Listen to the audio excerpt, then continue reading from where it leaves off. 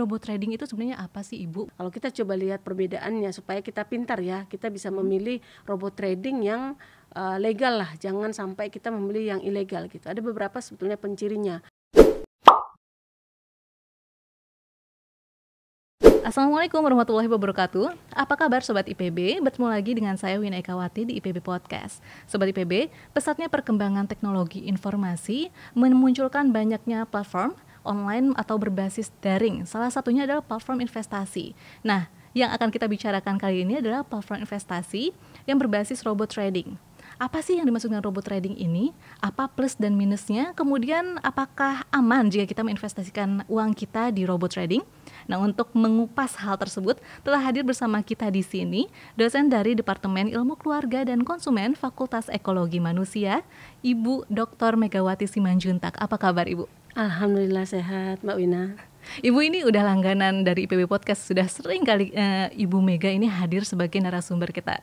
Ibu nggak pernah kapok ya di IPB Podcast? Alhamdulillah. Alhamdulillah nggak kapok, ini yang ketiga kali ya. Mudah-mudahan bisa berbagi lebih banyak ilmu, berbagi lebih banyak pengetahuan ya, supaya melalui podcast IPB ini semakin banyak orang yang tahu terkait dengan konsumen. Nah, itu juga tadi Ibu ya, karena ini penting banget buat kita sebagai konsumen ya Ibu. Salah satunya sekarang adalah yang ramai juga, hangat juga dibicarakan adalah tentang investasi robot trading ya Ibu ya.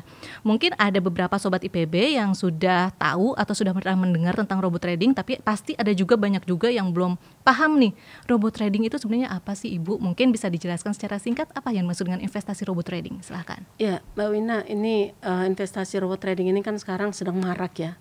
Ya, banyak endorser yang berhadapan dengan polisi gitu ya, dan banyak juga orang yang ingin tahu sebetulnya apa robot trading ini supaya ini bisa menjadi satu tindakan pencegahan lah ya. Artinya kalau tahu ya tentunya tidak sampai terjerumus gitu ya.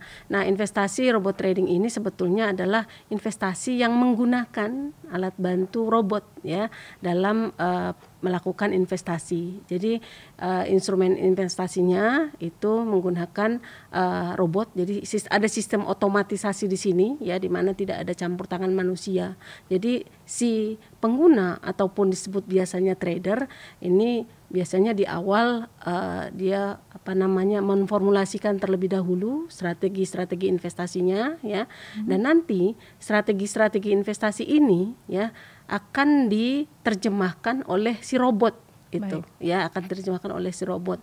Nah, si robot ini sendiri ya itu akan membantu si trader ya dalam membaca pasar ya. Kemudian dia juga membantu ya mengkalkulasi kapan dia harus masuk, kapan harus beli, kapan harus keluar itu ya. Kemudian dia juga membantu mengeksekusi proses tradingnya ya. Dan fungsi lainnya juga dari robot ini adalah dia membantu memanage resiko ya, karena kan investasi ini sebetulnya adalah penuh dengan resiko, serba tidak pasti sebetulnya ya. Nah, di dalam robot trading ini sebetulnya dia sudah dilengkapi dalam pemrogramannya itu strategi untuk memanage risiko. Nah, itu barangkali yang yang bisa kita gambarkan terkait dengan robot trading ini. Produknya ini saham ya Ibu ya? Atau produknya ini bisa saham, bisa reksadana gitu ya. Jadi sebenarnya macam-macam ya gitu ya. Baik. Jika mendengar tadi penjelasan dari Ibu, untuk orang awam apalagi yang tertarik untuk berinvestasi di saham atau reksadana, apalagi mungkin masih maju mundur karena nggak ngerti analisisnya seperti apa gitu kan Ibu, decision makingnya bingung seperti itu, mau pilih yang saham yang mana, reksadana yang mana. Mungkin terdengarnya robot trading ini bisa jadi solusi Ibu ya, bisa jadi solusi karena kan let the robot do the rest gitu kan ya, biarkan dia yang decided apa aja gitu kan, kita tinggal naruh uang ibarat kata seperti itu ya Ibu, terus nanti bisa cuan-cuan. Betul sekali. Nah, ini apakah benar sesimpel itu atau mungkin ada plus dan minusnya yang harus kita ketahui? Iya, terkait dengan robot trading ini memang ini kan bukan merupakan platform sebetulnya ya. Jadi ini adalah alat instrumen sebetulnya ya, alat software gitu ya, yang memang membantu si trader gitu. Jadi dia tidak harus tiap saat terlibat gitu, dia hanya memantau saja gitu ya. Memang sangat membantu sekali sebetulnya untuk seorang investor. Tapi ujung-ujungnya memang si robot yang menentukan itu Ya, ya. Nah, ini memang salah satu kelemahan dari robot trading ini itu ya. Jadi si investor sendiri hanya menyerahkan kepada mesin gitu ya.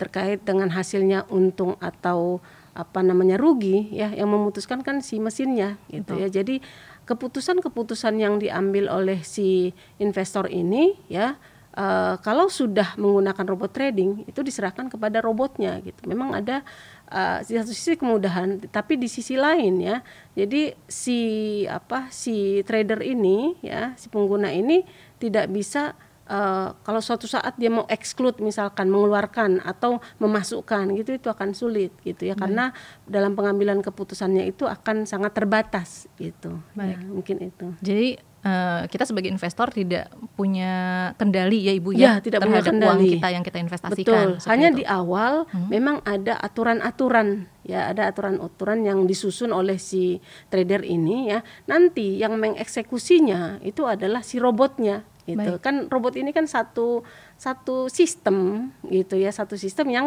diperjualbelikan sebetulnya gitu ya. Hanya beberapa pihak menyalahgunakannya gitu, misalkan dengan adanya skema Ponzi ya, dengan berkedok multi level marketing ini yang membuat akhirnya banyak orang yang di awal itu ya mendapatkan keuntungan itu ya, karena itu bisa dimanipulasi ya. Gitu, Ibu. Jadi robot trading ini bisa dimanipulasi oleh si kontrolernya, pemilik aplikasi, si developernya gitu itu ya. Nah, itu jadi karena memang bisa dimanipulasi sehingga mungkin di awal menguntungkan ya, beberapa waktu menguntungkan sehingga orang tertarik gitu ya, mengajak teman yang lainnya gitu untuk juga investasi menggunakan robot trading ini. Tapi lama-lama rugi, bahkan si ininya ya, si yang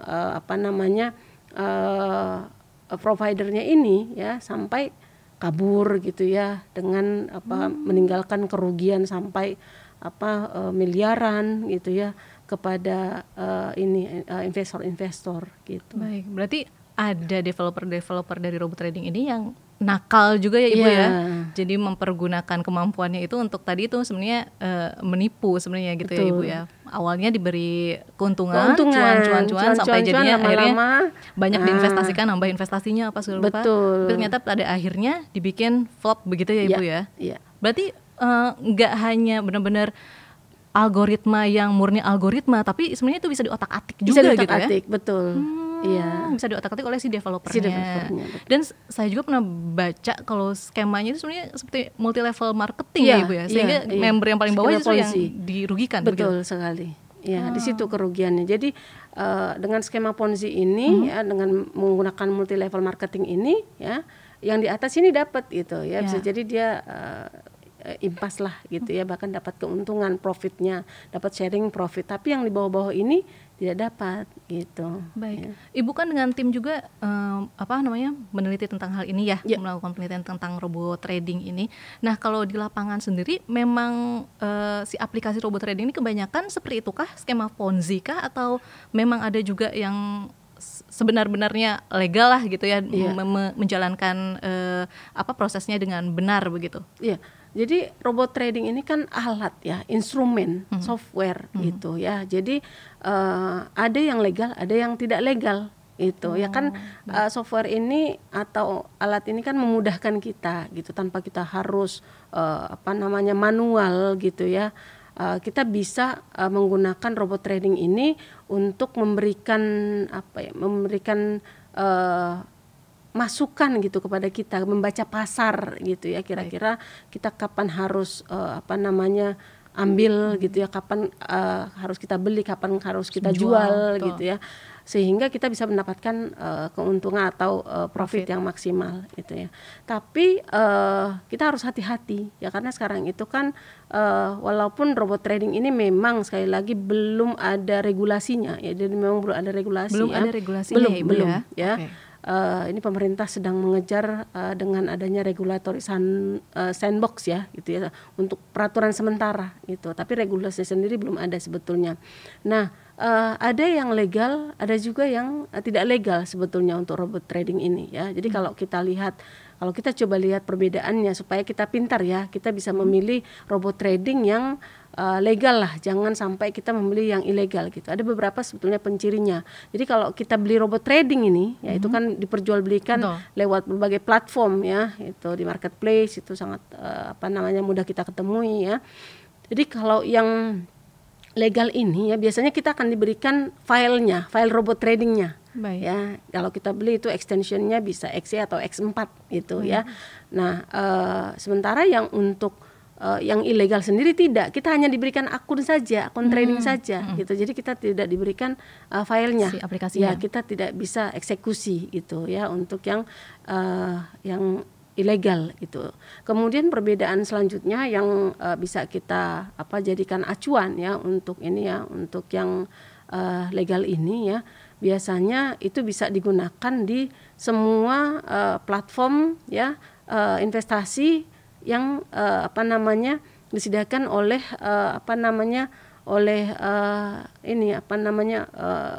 penyedia-penyedia untuk platform investasi. Gitu ya. Nah, itu bisa kita gunakan di yang memang itu terdaftar di OJK gitu, di semua. Kalau dia legal ya gitu. Tapi kalau dia ilegal biasanya hanya yang bekerja sama saja ya dengan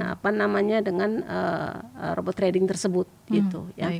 Nah, itu. Nah, ciri lain juga kalau kita lihat dari programnya sendiri, tadi kan kita diberikan filenya ya, yang extensionnya XE gitu. Kalau kita XE gitu ya.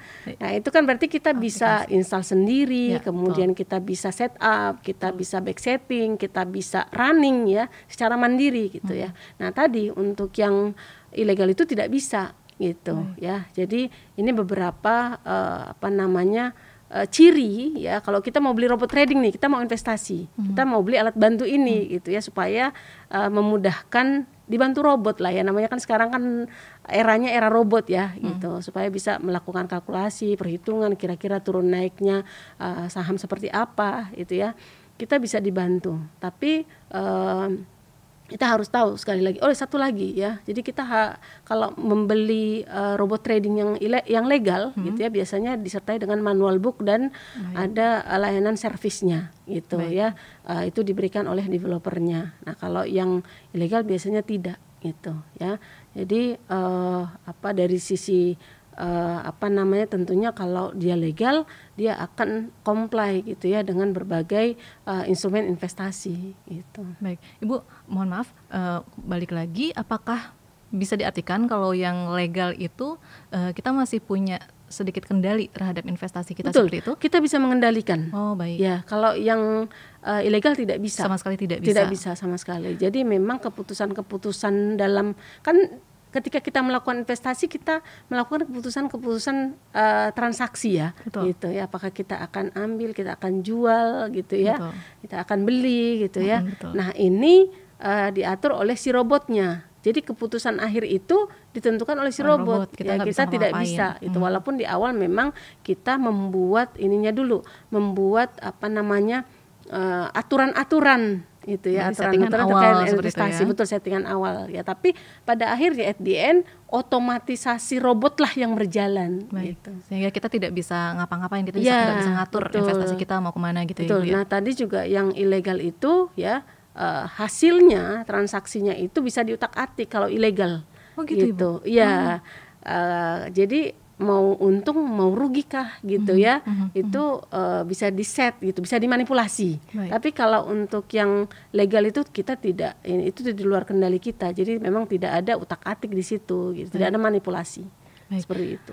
Yang paling menyeramkan sebenarnya itu karena belum ada regulasinya ya Ibu ya. Jadi ketika kita terkena yang ilegal, ketika kita mengalami kerugian, jadi agak sulit ya Bu nanti kalau untuk terkait mau klaim atau mau melaporkan ke pihak yang berwajib, seperti apa tuh Ibu? Betul, gitu? Inilah salah satu yang harus disadari oleh konsumen ya. Ketika kita memberi barang ilegal ya, maka Undang-Undang Perlindungan Konsumen yang melindungi konsumen nomor 8 tahun 1999 itu tidak mengakomodir kalau dia barang ilegal.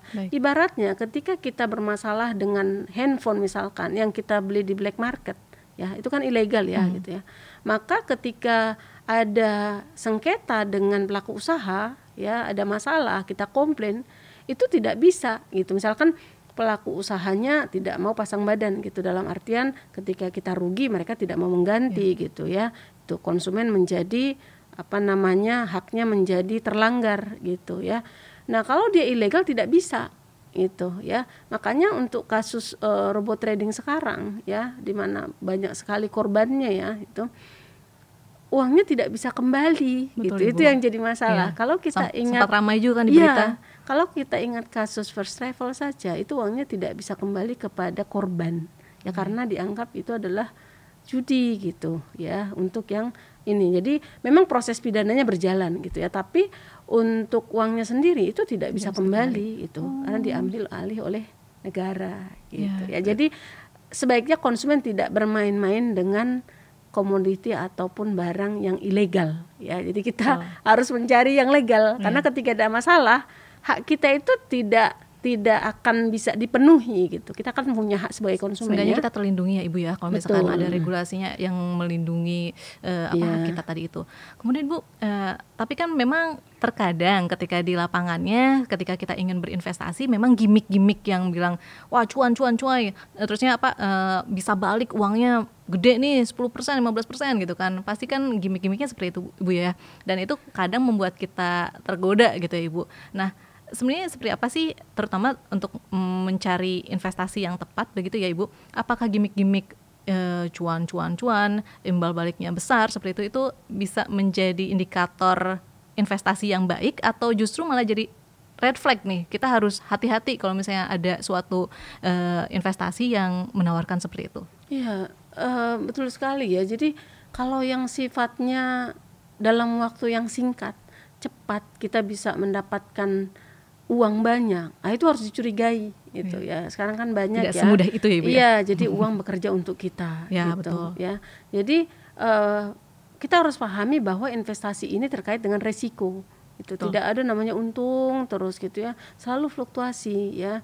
Namanya juga investasi ya, kadang kita rugi, kadang kita untung gitu ya. Nah, yang jadi masalah kan sekarang banyak yang menawarkan investasi yang untung dengan cepat, fixed income gitu ya, cepat ya, kemudian besar. Gitu. Mereka tidak tahu kalau itu hanya di awal-awal saja, belakangan nanti ya buntung gitu ya. Jadi konsumen jangan mudah percaya dengan adanya modus-modus yang seperti ini. Jadi gimmick-gimmick yang menjanjikan ya nanti akan dapat sharing profit yang besar, fixed income gitu ya. Kemudian juga yang menyesatkan ya. Jadi tinggal duduk santai saja, keuntungan itu akan datang gitu. Jadi passive income gitu. Karena ya sekali lagi kita harus paham bahwa investasi ini ya, kalau kita lihat instrumen investasinya itu berbeda-beda untuk potensi dan resikonya. Betul. Gitu ya. Jadi kita harus siap dengan kadang-kadang bahwa kita itu rugi ya, kadang-kadang kita untung gitu ya. Kalau kita memang ingin mendapatkan profit yang besar, tentunya ya high risk ya, kan namanya high risk high return. Betul. Gitu ya. Jadi sekarang kan milenial ini sedang saya lihat banyak ya yang sudah masuk ke investasi gitu. Betul. Nah, ini yang diperlukan adalah pengetahuan gitu ya. Jadi harus mencari tahu dan siap dengan investasi yang memang dia turun naik ya, kadang rugi, jangan kaget kadang kalau untung. Tiba-tiba loh kok jatuh nih harga saham gitu ya. Jadi banyak ternyata yang main di investasi ini yang stres juga gitu ya, karena tiba-tiba turunnya berapa persen gitu, naik dikit gitu ya. Tapi kalau untuk investasi jangka panjang ya, itu akan menguntungkan. Hanya ketika memang jangka pendek ya, kalau kita cermati turun naiknya, fluktuasinya itu ya, itu bisa stres memang ya, betul. Baru juga kemarin beli kok tiba-tiba turun gitu kan ya. Ini saya kasih contoh ya, saya investasi untuk di reksadana gitu ya, di saham gitu ya. Ternyata setelah 4 tahun ya, mungkin karena pandemi juga ya, berkurang gitu ya. Jadi setelah saya lihat lagi, saya buka lagi berkurang gitu. Saya mau tambah, ternyata berkurang. Ya tidak masalah, ini kan untuk jangka panjang gitu. Ya memang harus siap. Kalau jangka panjang sih Ya harusnya sih nanti akan ada profit ya Ibu Iya, walaupun tidak ini. ada profit. Nah jangka panjang hanya tuh seberapa dari tahun itu. sih Bu? Biar tahu juga nih jangka panjang tuh berapa tahun. Ya mungkin Bukan 5 cuma tahun, sebulan 2 10 bulan. tahun. Enggak. Nah, tuh. Ya. Berapa? 5 sampai tahun, 10 tahun. 10 tahun, 20 tahun, 30 tahun. Jadi Nah, itu. nanti akan ada simulasi. Ya artinya ketika kita ingin misalkan dalam jangka waktu seperti saya sekarang, saya mau investasi untuk dana pensiun gitu ya. Saya ingin mendapatkan ketika saya pensiun di umur 65 tahun, saya ingin punya uang 100 juta. Ya, maka akan disimulasikan itu ya, akan ada simulasi ya. Saya investasi per bulannya berapa itu ya, per bulannya berapa kalau kita mau rutin gitu ya. Kemudian nanti dia akan si mesin ini ya, si robot ini ya, umumnya sekarang kan menggunakan sistem robot ya. Itu akan mengkalkulasi sebaiknya untuk saham berapa persen ya, kemudian untuk obligasi berapa persen gitu ya. Untuk pasar uang berapa persen gitu. Maaf Ibu, ini aplikasi robot trading juga atau yang ya, menggunakan robot trading robot. tapi dia ada platform sendiri gitu ya. Oke. Ada satu yang memang sudah kebetulan saya menggunakan yang memang sudah terdaftar di OJK gitu. Apa ini yang disebut robo advisor? Bukan, nah, itu gimana tuh? Saya pernah dengar juga ada robo advisor, ada robot trading. Itu bedanya apa? Ya, nah memang kelihatannya sama-sama robot gitu ya. Yang satu advisor memberikan nasihat, yang satu namanya ya robot trading saja gitu ya. Nah kalau dilihat sebetulnya berbeda ya, walaupun di awalnya sama ya, sama-sama menggunakan robot ya.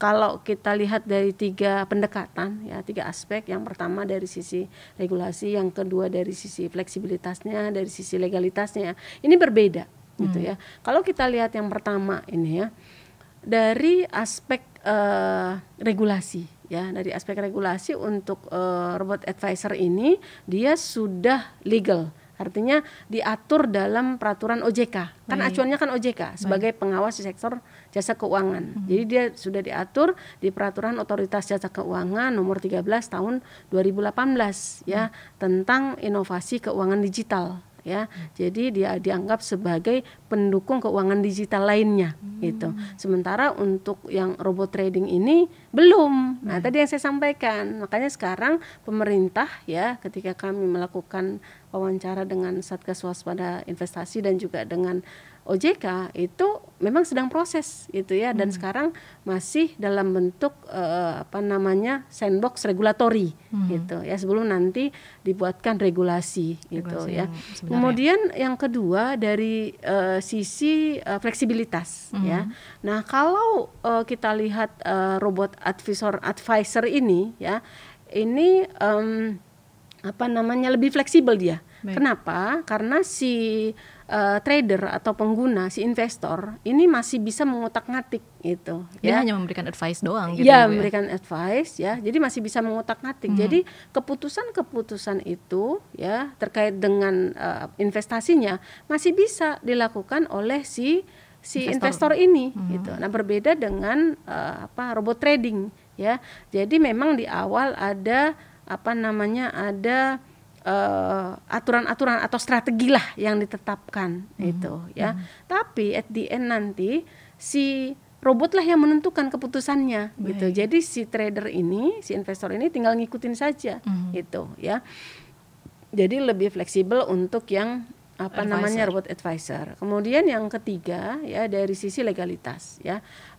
Tentunya karena dia memang sudah ada payung hukumnya ya tadi ya, peraturan Otoritas Jasa Keuangan ya, tentunya dia lebih legal dan memang dia dikeluarkan oleh perusahaan-perusahaan yang sudah terdaftar di OJK gitu ya, sehingga kita merasa lebih aman, lebih secure itu. Sementara untuk yang OJK yang robot trading ini yang banyak perusahaan abal-abal gitu yang tidak terdaftar, tidak ada izinnya di Otoritas Jasa Keuangan. Baik, gitu. Itu yang harus kita pahami bersama. Betul, ya Ibu ya. Iya. Dan nah ini mungkin Ibu yang paling membuat teman-teman terutama generasi milenial dan juga generasi Z nih yang lagi penasaran sama investasi tapi masih bingung. Nah mungkin Ibu bisa kasih bocoran atau saran seperti itu. Sebenarnya apa sih investasi yang cocok untuk generasi milenial dan Gen Z ini, dan apa yang ya bisa dikatakan aman, walaupun yang namanya investasi kan tadi itu ya Bu tetap ada risiko ya. Nah ini teman-teman harus pahami, yang namanya investasi itu pasti ada risikonya, entah itu low risk ataupun high risk ya Ibu ya. Itu yang harus kita pahami bersama. Jadi nggak ada tuh investasi yang ya kita aman-aman aja atau kayak gimana. Kita harus siap sedia dengan apapun yang akan terjadi ke depannya ya Ibu ya. Iya. Silakan. Nah ini untuk yang milenial, sekarang kan milenial masih masih tidak ada tanggungan, tidak ada keluarga. Baik. Gitu ya. Jadi masih bebas, artinya kalaupun hilang uangnya nggak masalah gitu ya. Agak sedih jadi juga Bu. masih lebih ringan dibandingkan untuk yang kelompok masyarakat yang seperti saya, yang sudah harus lebih hati-hati lagi karena ada tanggungan keluarga. Kalau untuk milenial, bolehlah sekarang bereksperimen, dalam artian kalau memang mau mendapatkan high profit, ya betul, siap dengan high risk gitu ya.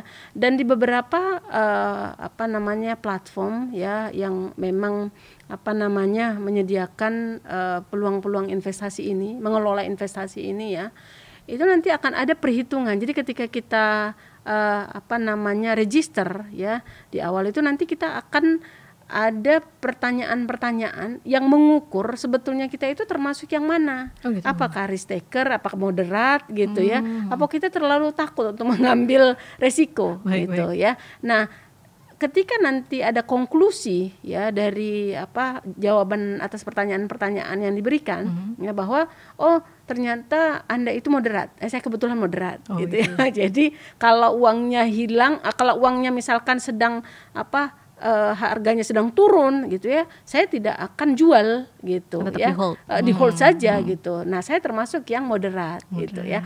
Nah, dari moderat itu nanti akan disebarkan peluang-peluangnya ya, berapa persen yang sebaiknya sih ini ya, sebaiknya disebar, jangan hanya fokus pada satu investasi. Sekarang kan beragam kan, ada investasi emas, ada SBN surat berharga negara gitu ya, kemudian ada lagi reksadana. Reksadana itu bisa saham, bisa obligasi ya, bisa pasar uang gitu ya. Jadi kalau kita lihat dari resikonya, kalau memang Anda itu adalah high risk ya, dalam arti risk taker, boleh bermain di saham itu ya. Tapi kalau mau agak middle gitu ya, siap ya Ibu ya. Siap gitu ya. Kalau agak middle mungkin di obligasi dulu gitu ya. Kalau memang mau continue, dia slope-nya itu linear tapi pelan-pelan gitu ya. Tapi at the end profit memang tipis-tipis gak apa-apa profitnya tipis dibandingkan dengan kalau kita main saham gitu. Saham itu jangka panjang. Jadi jangan expect dalam jangka pendek dapat untung besar gitu ya, karena saham itu jangka panjang. Fluktuasinya kadang-kadang bisa turun 40%, 50% gitu ya. Kalau yang pasar uang itu lebih sedikit ininya, dia naik terus gitu ya, tapi keuntungannya kecil gitu. Jadi untuk milenial kalau memang merasa ingin men-challenge diri itu untuk investasi, boleh ya investasi di saham ya, tapi akan lebih baik memang dibuat tersebar gitu ya, ada di pasar uang, ada di obligasi, ada di saham gitu ya, supaya resikonya lebih merata. Jangan taruh di satu tempat ya Ibu. Jangan taruh kita. Ya. Don't put your money on one pocket. Nah gitu. Itu dia. Dan berarti memang kita harus kenali diri kita sendiri dulu ya Ibu ya. Betul. Jangan sampai nanti kita berinvestasi tapi karena ambilnya yang high risk gitu, pengen high return tapi malah jadi stres, depresi, jadi bingung sendiri gitu ya Ibu. Berarti ya itu tadi, kalau mau investasi kenali dulu diri sendiri ya Ibu ya. Terusnya juga ya pelajari juga apa yang mau kita investasikan Ibu ya. Iya, betul. Jangan hanya mau naruh uang lalu nanti ada cuan aja dengan sendirinya. Tidak seperti itu Ibu ya. Harus kita banyak belajar gitu Ibu ya. Baik Bu, sebenarnya sudah lengkap sekali yang kita bicarakan ini. Mungkin ada closing statement dari Ibu, apa sih yang ingin Ibu sampaikan kepada teman-teman Sobat IPB? Mungkin silakan Ibu. Mungkin beberapa tips saja ya. Silakan, gitu. Beberapa tips yang ingin saya sampaikan kepada milenial tadi ya. Jadi tadi memang sudah saya sampaikan yang sifatnya pemilihan investasinya gitu ya. Nah, ini beberapa hal. Barangkali yang pertama, kita harus pahami bahwa investasi itu penuh dengan resiko gitu ya. Jadi tidak ada itu keuntungan yang besar dalam waktu yang singkat ya. Itu adalah prinsip investasi. Kemudian yang kedua ya, kalau kita mau berinvestasi ya kita lihat dulu apakah kebutuhan utama kita itu sudah terpenuhi. Sebaiknya untuk investasi itu gunakan uang dingin atau uang yang nganggur gitu ya. Jadi cukupi dulu lah kebutuhan dasar kita gitu ya. Kemudian yang selanjutnya pelajari ya berbagai instrumen investasi ya. Jadi setelah mempelajari beberapa instrumen investasi ini nanti baru tentukan satu ya yang paling mengerti ya. Kalau kita nggak paham nanti kita akan karena ini kan perubahannya cepat, dinamis itu ya. Jadi kita harus bisa memilih instrumen investasi yang paling tepat gitu ya. Kemudian kita juga harus periksa latar belakang perusahaan ya, di mana kita akan berinvestasi gitu ya. Cek apakah dia terdaftar di OJK, kemudian dia juga memiliki izin ya, izin untuk beroperasi. Kemudian yang terakhir, jangan percaya pada iming-iming ya, iming-iming high profit gitu ya dengan cepat ya, kemudian dapat untung yang besar dalam waktu singkat itu. Jangan mudah percaya ya. Semuanya ada proses. Ya, kita harus menghargai proses ya Ibu. Betul. Ya. Baik, nah teman-teman Sobat IPB tadi sudah mendengarkan tips dari Ibu Mega tentang bagaimana berinvestasi.